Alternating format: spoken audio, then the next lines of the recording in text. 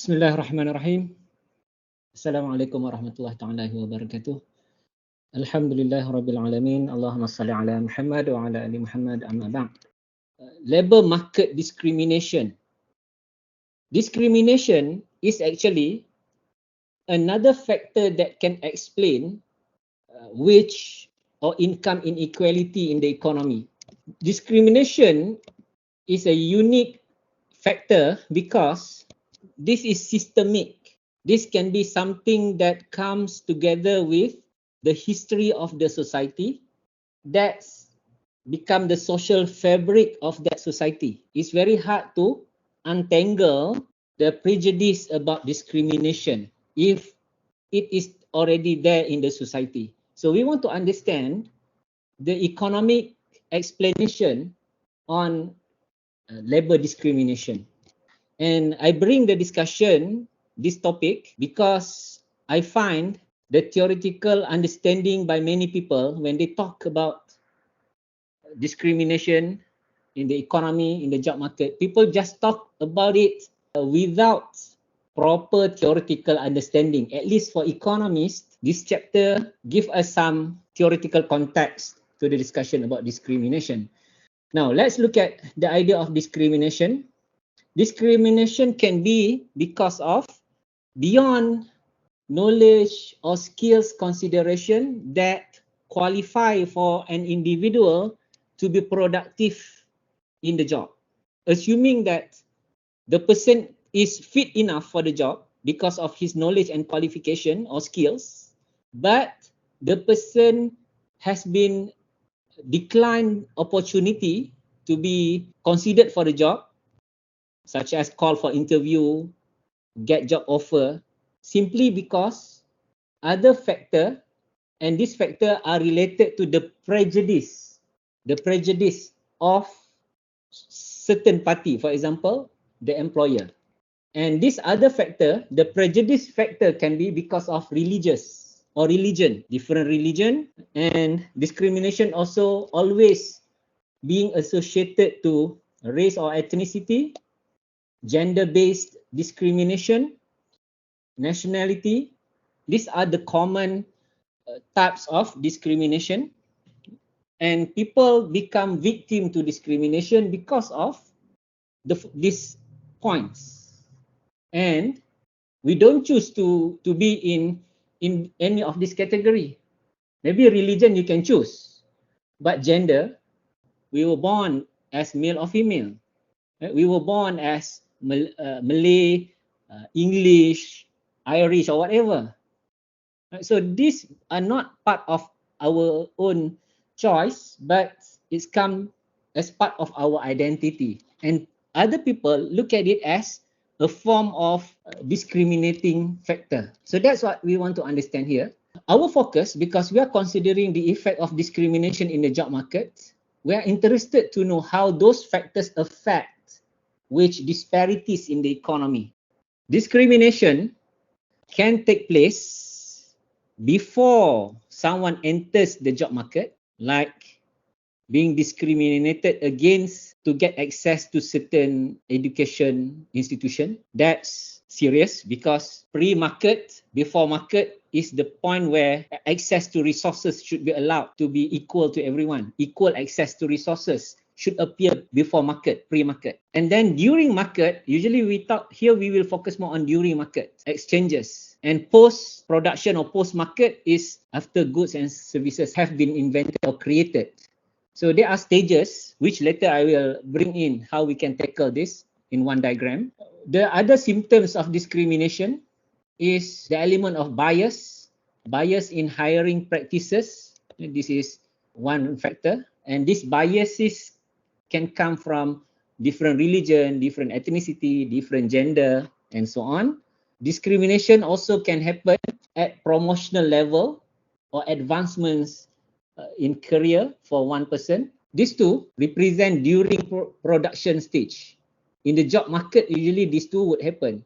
These biases, hiring before, whether you get the job or not, and when you get the job, whether you have higher chance to be promoted. Sometimes discrimination is very much cultural, and culture can be related to social culture or workplace culture. When we say workplace rules and culture, some rules are there to maintain certain types of discrimination. This can be very controversial. You can have rules to mitigate or to reduce discrimination. However, in some countries, the voters, when they vote for who will run the country, they would prefer certain government that like to maintain certain types of status quo of certain ethnics, for example. So they like to have certain rules and regulation. This ethnic group should be protected, whatnot. That can be a form of discrimination also. Apartheid, for example, in South Africa or in occupied land of the Palestinian, the element of discrimination is purely based on religion. So that's, you can see in terms of the rules, regulation, the history are all very much attached to religion.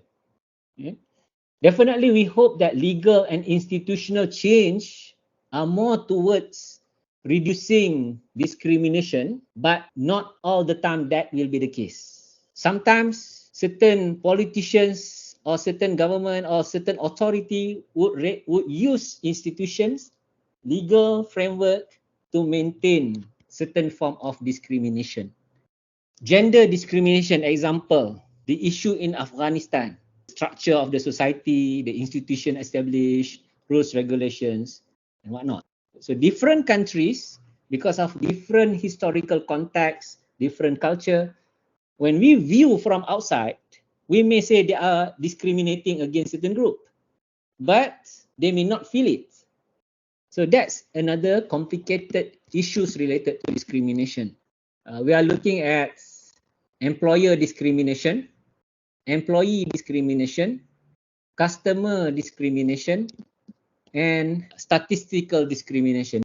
The theory that we learn here have been developed by Gary Becker.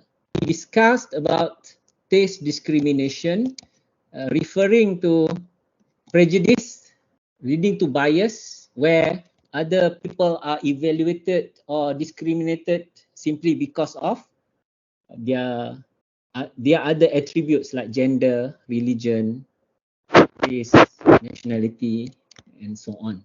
So we want to understand that. We will first look at the concept of employer discrimination. One thing that you will learn here is the concept of discrimination coefficient. Now let's try to understand this idea of employer discrimination. Imagine yourself as an employer. We are prejudiced about certain ethnic groups. Your textbook is very explicit. They talk about white and black. And because that's very common types of discussion that people study and notice in the history of US, the discrimination against the black people, and up until now, that types of prejudice still exist. So the textbook and many economists are looking at the study about discrimination based on ethnicity or race by looking at white and black issue. Okay, so let's imagine that we will associate D as the discrimination coefficient. WB is the wage rate for the black worker. This is without prejudice, but discrimination coefficient is here, 1 plus D. This D, this one, is the coefficient, and this coefficient range from 0 to 1. You can imagine, let's say D is equal to 0.7. The employer, therefore, would consider hiring black is expensive. Why? Because of that discrimination. Let's assume the black and whites are perfect substitutes. Let's say WB is the wage rate for the black people, and employer should hire black people where it is equal to value of marginal product of black. Okay, that's the rules of thumb.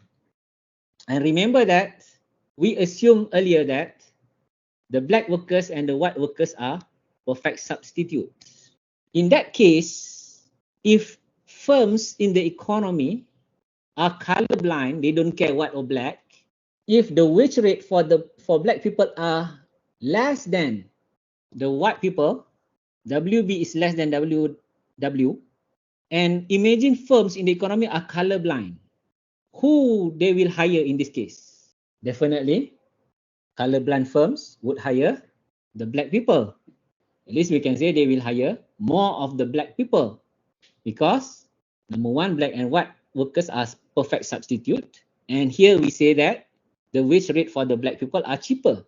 Therefore, colorblind firms would hire the black people. This point, this is the rules that I have written here. And this is how much number of black people will be hired in that context. However, in the case of a discriminating firms, what will happen is as follows. For white firm who favors white workers, they would hire white worker where WW is equal to the value of marginal product of the employer, because wage for the white workers are higher. Therefore, white firms would hire less of white workers when firms discriminate. For black firm, they will hire black workers because they don't like white workers. They like black workers because they also discriminate. And since we assume that WB is less than WW, the wage rate for the black is less. Therefore, definitely they will hire more of black in this case. The second scenario, what we say here is, if firms are discriminatory, white firms will hire white workers and they will hire less of white workers. Black firms, on the other hand, will hire more of black workers because black workers are cheaper. And remember, both workers are actually perfect substitutes. Another implication for black firms, even if they have some prejudice against black people. So now we can associate some level of discrimination coefficient here. Say D0 is some level of discrimination in this black firm. It can be 0.2, whatever. So now, because of that, WB times 1 plus D0 is much higher than WB alone, WB down here. So therefore, any types of discrimination now will have negative impact of employment on that group, black people in this context. And the higher the discrimination coefficient, the less black workers in this case will be hired. So this is just to show you, once prejudice sets in, then employer will hire less of certain group of people. However, in reality, certain group of people, black for example, okay, I'm talking based on what your textbook say, I'm not racist in whatsoever in this case, have been stereotyped with low productivity. So, employer would hire more black in this case, but they hire the wrong group of people. For white firms, let's say white are more productive than black. They hire white people, but they hire less of that. Discrimination can be costly, therefore, to firms in this case. Just to recap, the most important concept for you to understand looking discrimination from employer perspective is, we are looking at WB 1 plus D. This is the key point. D here is the discrimination coefficient. This is another analysis. We maintain what we have said earlier, the assumption where WB, which for the black people, is less than which for the white people, but they are perfect substitutes. But here we want to look at the impact of discrimination on the profit of the firm. In this diagram, the horizontal line is where we take into account the discrimination coefficient. This line measures the coefficient. And here we denote DW to denote certain coefficient associated to white workers. On the vertical line, here we measure profit level. A colorblind firm, colorblind means the coefficient of discrimination is 0 because they are not discriminating, they can maximize the profit. So this is the point where profit is maximized. Remember, this vertical line measure profit level. And firm's objective is to maximize profit. So this is possible only if the firm is colorblind. They are not discriminating. And assuming that if the value of D, the coefficient, is higher and higher and higher as you move to the right until you get to the max equal to 1. So the profit line is basically declining because it's costlier to the firm when they discriminate. Why costlier? As we will see, for example, point number 1 here, if the firm has a form of discrimination where the firm doesn't like black people, they only like white people, then the firm will end up hiring too few workers. They hire few workers. See, white firm, this is white firm, this one, they hire fewer workers. White workers are more expensive at a very high wage.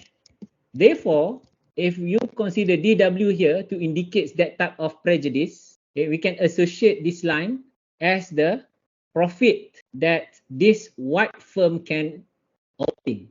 So this is the profit for this white firm. They are not maximizing profits.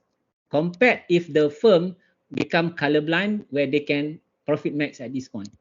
For the black firm, since black workers is cheaper, the black firm can profit max. If you maintain the earlier diagram, let's say this is the wage rate, WB. So the firm will take the most black workers and they are cheaper. They get the right number and the right cost or right wage rate for that worker. Black firm can profit max. However, if there is some element of prejudice start to come into this black firm where they start to have some form of discrimination like this one, just to give an example, okay, or this is much worse type of discrimination, they also start to have much lesser profit if there's some element of discrimination. So that's the idea of this diagram. Being colorblind, where firms should hire workers based on their skills, their knowledge, their talents, their productivity, that would be better for the firm. So that's the key conclusion. The next thing we want to see is the following. What we want to understand here is to look at this concept of black-white wage ratio, WB over WW, wage of black over wage of white. Okay, let's start by assuming that if this ratio WB over WW is very high but less than 1, because earlier we assumed that WB is less than WW. But let's say the ratio is very high. That means WB is relatively high. It's not cheap actually to hire black workers. So in that case, no firm will hire black workers. So in that case, what happened? Focus on this line. The horizontal line measure black employment. If the ratio between WB and over WW is high, basically you will have this point where employment for black is almost zero or zero. So firms basically would go and hire white workers in this context. If you look at if we measure this vertical line based on ratio, so that's the idea here. So that's what we try to say for the first point here.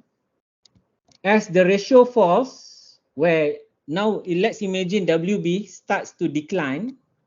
So in that context, we can say that as the ratio drops, then you can follow along movement of this line. Then firms now start to consider hiring black workers because they drop in the ratio. That means they can compensate for the disutility of hiring black workers. That's very racial sentiment, you know. Meaning if I hire black, it creates disutility to me as employer. I can compensate this disutility only if the ratio declines. How the ratio can go down? WB drops. And that is reflected by movement along this line. And over here, if we assume that at certain point there is a fixed supply of black workers as given by this vertical line to end, this is the equilibrium level.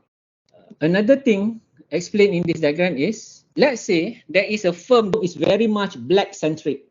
They prefer black. regardless of whatever wage rate for the black, they want to hire black people. That preference for certain ethnic groups such as black, preference now is the determinant is now no longer based on wage. So that's captured by the shift of this demand for black workers. The shift here can only happen because of change in the preference. The firm, regardless whatever the wage rate for the black, still prefer black. Then that can be captured by this shift. And if the supply of black is limited, it is then possible for the ratio to exceed 1. The ratio can only be 1 or more if the number of black is very small. The ratio become 1 if WB equal to WW. But once WB is more than WW, the ratio now becoming more than 1. And that's only possible if the number of black workers are actually small in the economy. So far, I have only explained to you this concept of employer discrimination. Don't forget to subscribe, like the video and share with others. Thank you.